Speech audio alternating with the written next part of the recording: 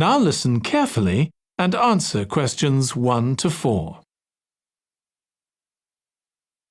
Good morning. You're through to the Tourist Information Office. Tim speaking. How can I help you? Oh, hello. Could you give me some information about next month's festival, please? My family and I will be staying in the town that week. Of course. Well, it starts with a concert on the afternoon of the 17th. Oh, I heard about that. The orchestra and singers come from the USA, don't they? They're from Canada. They're very popular over there. They're going to perform a number of well-known pieces that will appeal to children as well as adults. That sounds good. My whole family are interested in music. The next day, the 18th, there's a performance by a ballet company called Eustatis. Sorry? The name is spelled E-U-S-T-A-T-I-S. They appeared in last year's festival and went down very well. Again, their programme is designed for all ages. Good. I expect we'll go to that.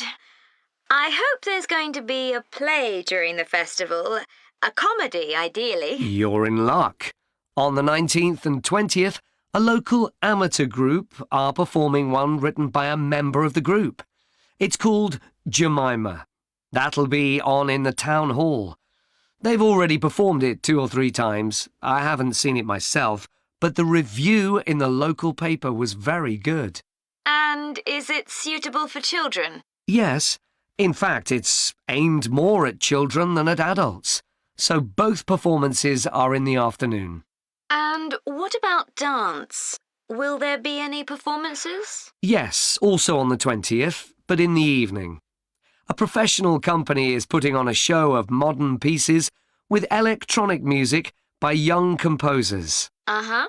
The show is about how people communicate, or fail to communicate with each other, so it's got the rather strange name, chat. I suppose that's because that's something we do both face-to-face and online. That's right. Before you hear the rest of the conversation, you have some time to look at questions 5 to 10.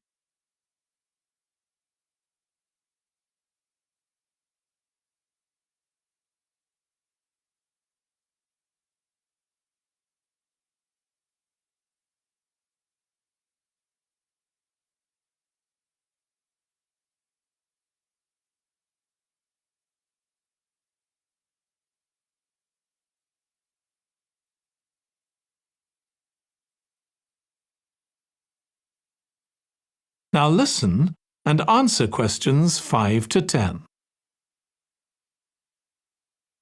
Now, there are also some workshops and other activities.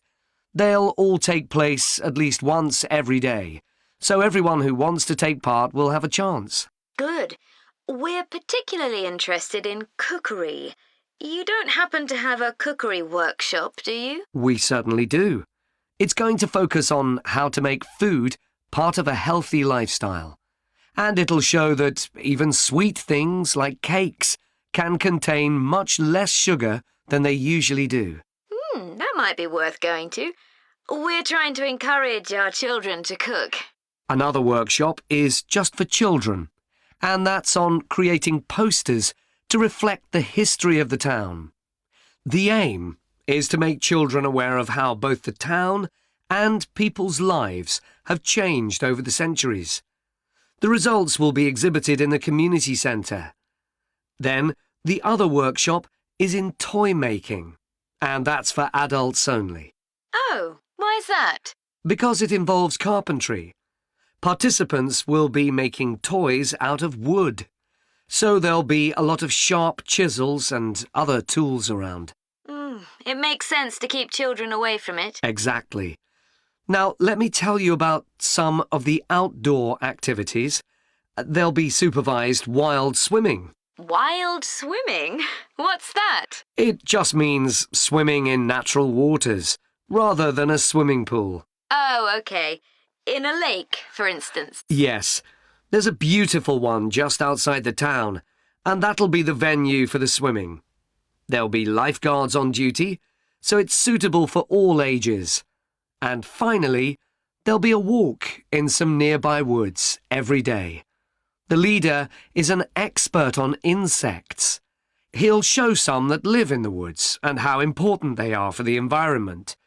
So there are going to be all sorts of different things to do during the festival.